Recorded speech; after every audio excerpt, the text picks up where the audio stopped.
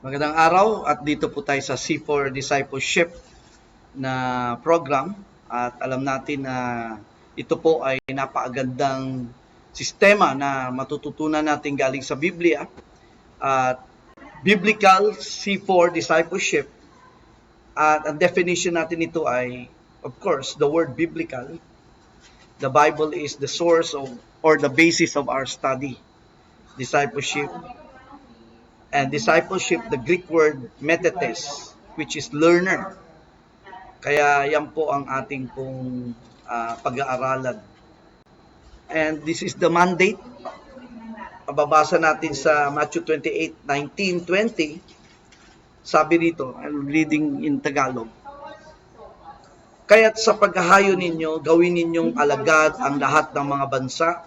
Bautismuhan ninyo sila sa pangalan ng Ama at Anak at Espiritu Santo. At turuan silang sundin ang lahat ng mga bagay na itinutos ko sa inyo. At narito ako'y kasama ninyo palagi hanggang sa katapusan ng panahon. Kaya dito po sa utos ng Panginoon na lahat daw tayo ay talagang kailangan ay humayo at gawin natin alagad ng mga tao. At nakita natin na ang pagiging alagad ay matuto, learner.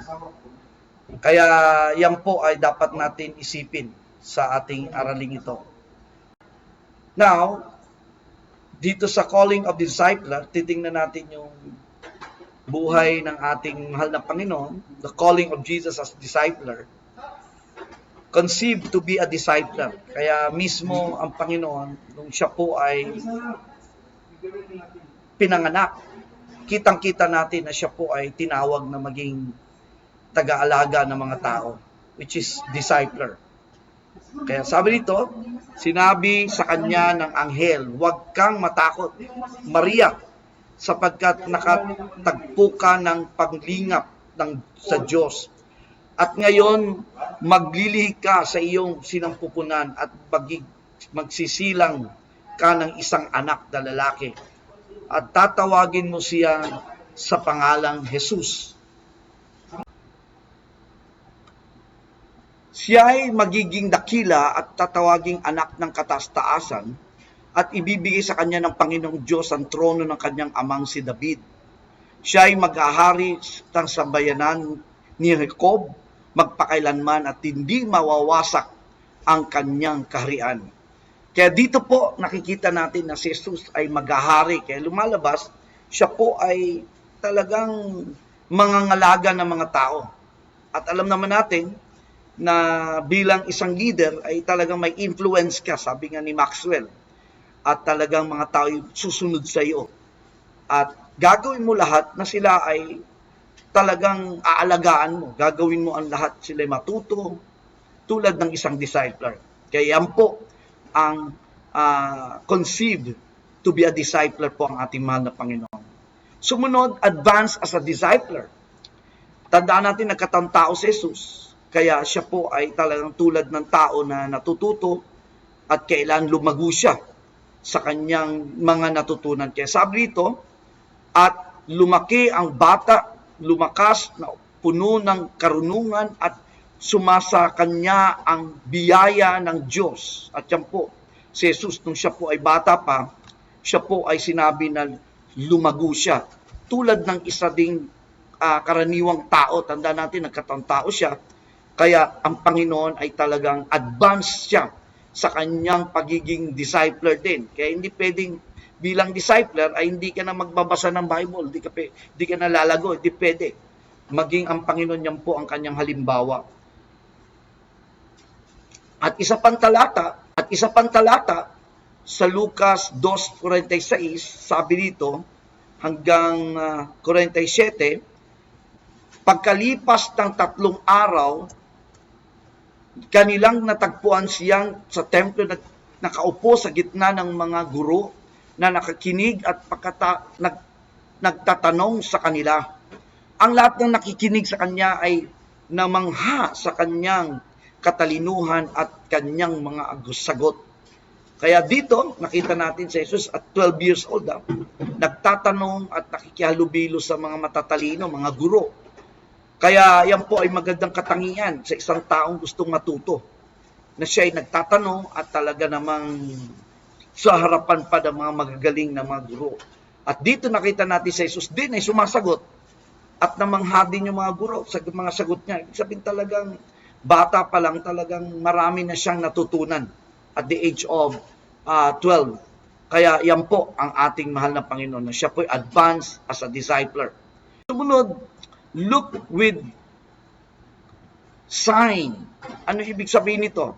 Si Jesus mismo, bilang isang discipler, ay talagang mayroong mga pinakita ang Diyos na pahiwatig na siya talaga ay tinawag. Kaya bilang discipler, di pwedeng walang panghiwatig ang Diyos na talaga tayo tinawag na maging discipler. Hindi lahat discipler eh. Hindi lahat pastor. Kaya alam naman natin, ang discipler is like a little pastor. Kaya yan po ang nakikita natin. At dito sa Juan 1:29-34, sabi dito, kinabukasan nakita ni Juan si Jesus na lumalapit sa kanya at kanyang sinabi, narito ang kordero ng Diyos na nag-aalis ng kasalanan ng sanlibutan. Siya'y yaong aking sinasabi na kasunod ko'y dumarating isang lalaki na higit pa sa akin sapagkat siya'y nauuna sa akin. Hindi ko siya nakikilala dahil dito'y naparito ako na nagbabautismo sa tubig upang siya'y mahayag sa Israel. Hindi ko siya nakikilala dahil dito ay naparito ako. Kaya nagpatutuo si Juan, nakita ko ang Espiritu sa bumababa katulad ng isang kalapatis na buhat sa langit at dumapo sa kanya. Hindi ko siya nakilala, subalit ang nagsugo sa akin upang magpabautismo sa tubig ay nagsabi sa akin, ang nakita mong babaan ng Espiritu at nanatili sa kanya ay siyang nang nagbabautismo sa Espiritu. Aking nakita at pinatutuhanan kung ito ang anak ng Diyos. Kaya nakita natin, maging ang Ama sa Langit ay talagang nangusap kay Juan na iyon na nga, si Jesus na nga ay tinawag. Kaya makita natin ay mahalaga din yung tinatawag nating look with a sign, kung talaga tayo ay tinawag ng Diyos tulad ng ating mahal na Panginoon. Kaya sumunod, sabi pa,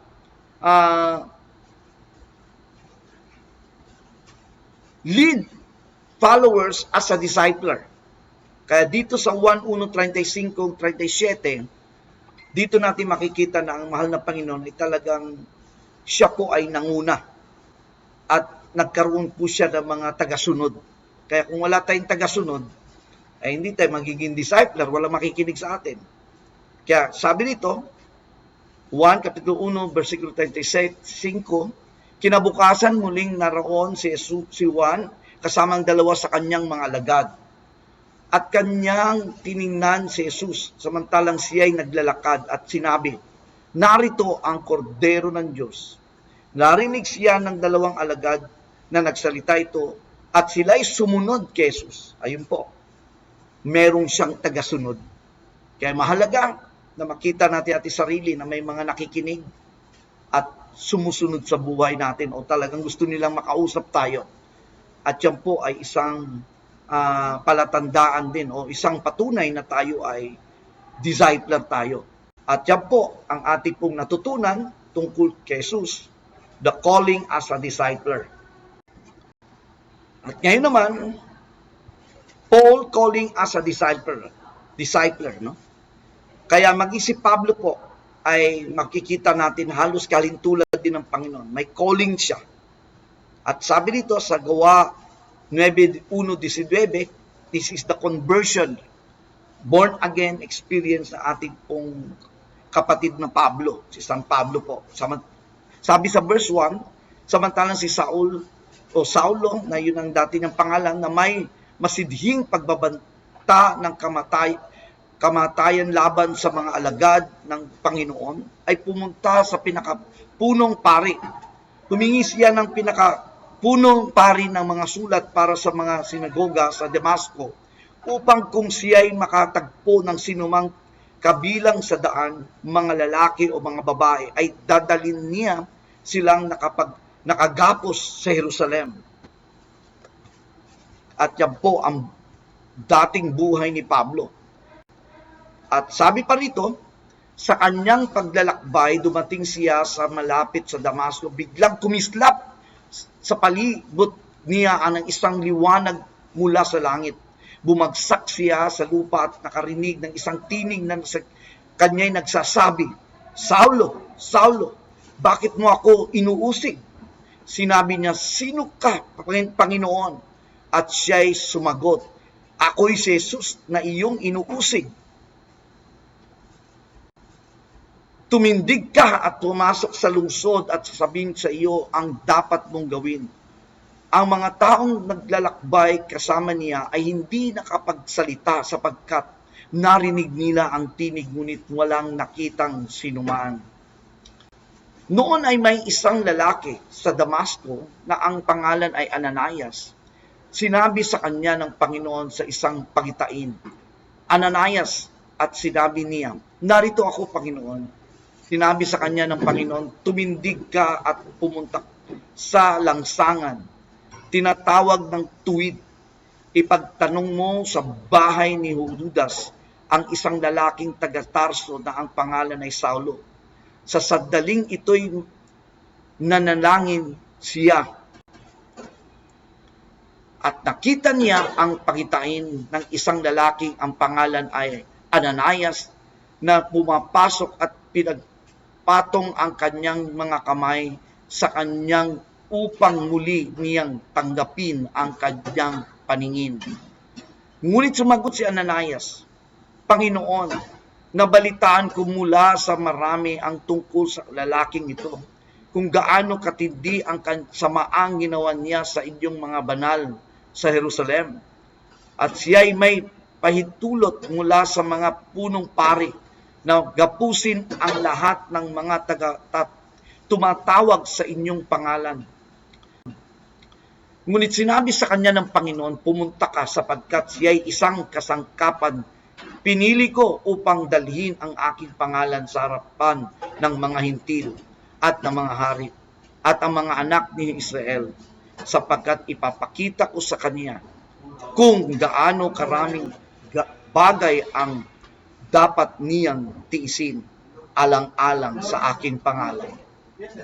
Ayan po, kita natin na si Pablo ay nabago, dating mamamatay tao, ngunit siya po ay binago ng Diyos. Kaya po ang isang kalagayan ng isang discipler na dapat ay makaranas tayo ng conversion o yung tinatawag ng born again experience.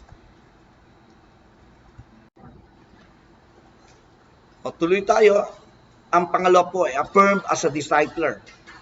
At dito sa Gawa 9:17, makikita natin na kumpirmado nga si Pablo ay tinawag ng Diyos. Tulad ng ating mahal na Panginoon.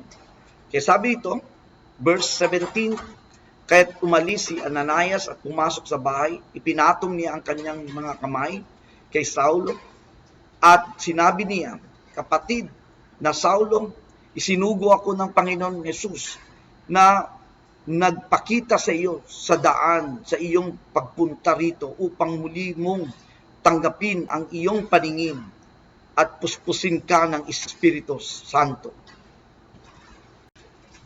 Agad naglaglag mula sa kanyang mata ang bagay na parang mga kaliskis at nakita siya muli at siya'y tumayo at binautismuhan. At pagkatapos kumain ay muli siyang lumakas sa loob ng ilang araw at ay kasama siya ng mga alagad na nasa Damascus." Kaya lalong kumpirmado na si Pablo nga ay tinawag dahil siya'y gumaling, bumalik ang kanyang paningin at siya nga ay pinuspos ng Espiritu Santo. Kaya yan po ay napakalaga sa ating karanasan. Sumunod, learn as a discipler. Si Pablo rin ay talagang masugid na gustong matuto, lalo na sa bago niyang pananampalataya kay Jesus. At dito sa Galatia 1:11-12, ito ang kanyang patutuo. sapagkat nais kong malaman ninyo, mga kapatid, na ang ebanghelyo na aking pinangaral ay hindi ayon sa tao, sapagkat hindi ko ito tinanggap mula sa tao o tinuro man sa akin, kundi sa pamamagitan ng pahayag ni Jesucristo. Kaya maliwanag po, ang kanyang kaalaman ay tinuro sa kanya ng mahal na Panginoon. Kaya tandaan nyo, alam ni Pablo na siya'y namatay, ngunit ngayon, nakita niyan, buhay pala ang Panginoon, na buhay mula sa mga patay. At siya ay tinuruan ng ating mahal na Panginoon. Kaya, learned as a discipler. Napakalaga ng kanyang karanasan. At ang sabi pa, dito sa Galatia 1:15-19, ito rin ay patuloy na kanyang patutuo. Ngunit nang malugod ang Diyos sa akin ay nagbukod buhat pa sa sinumpukunan ng aking ina, at sa akin ay tumawag sa pamamagitan ng kanyang biyaya, na ipinahayag ang kanyang anak na sa akin upang siya'y aking ipangaral sa mga hintil. Hindi ako sumangguni sa sinuman labat sa laman at dugo. O nagtungo man ako sa Jerusalem sa mga apostol na una sa akin, hindi kundi nagtungo ako sa Arabia, at muli akong nagbalik sa Damasco. Na makaraan ng 3 taon, nagtungo ako sa Jerusalem upang dalawin si Cephas at namalaging kasama niya sa 15 araw. Ngunit wala akong nakita sa mga ibang apostol maliban kay Santiago na kapatid ng Panginoon. Kaya sinabi ni Pablo, isa sa kanyang patuturin ito, na siya ay pumunta sa Arabia. Kaya maraming nagsasabi ng mga nag-aaral ng Biblia, yun daw yung lugar na si Pablo ay tinuruan ng 3 taon ng ating mahal na Panginoon sa Arabia bago siya bumalik uli sa Damascus. Kaya yan po ang patutuo ni Pablo, na ang Diyos talaga ang nagturo sa kanya. Kaya nag-advance ang kanyang kaalaman. Kaya learn as discipler siya talaga. Natuto siya, tulad din ng ating mahal na Panginoon. At sumunod, lead followers as discipler. At dito po sa Gawa 13, makikita natin si Pablo ay may mga tagasunod na siya. Sabi dito, at sa pag-alis ni na Pablo at Bernabe, nakiusap ang mga tao na ang mga bagay na ito ay muling sabihin sa kanila sa susunod na Sabat. Nang matapos ang pulong sa sinagoga, marami sa mga Hudyo at masisipag sa kabanalan ng naging Hudyo ay sumunod kina Pablo at Barnabe, na nagsasalita at humikayat sa kanila magpatuloy sa biyaya ng Diyos. Kaya nakita natin, kumpirmado nga na itong Pablong ito, si Pablo, ay mayroong mga tagasunod. Kaya lead followers as discipler. Kaya napakalaga, kung wala kang mga taong sumusunod sa iyo, nakikinig sa iyo, ibig sabihin, hindi ka tinawag maging discipler. Membro, okay, ikaw ay saksi, o ikaw ay maghikayat ng tao, pero iba talaga yung nangangalaga, nagtuturo. At yun po ang nangyari kay Pablo. Kaya ito, Paul's calling as discipler, converted. Kaya ito, Paul's calling as discipler, converted or born again as a discipler si Pablo, affirmed as a discipler, kumpirmado, learned as a discipler, patuloy na tututo, at talagang nanguna siya, lead followers as a discipler.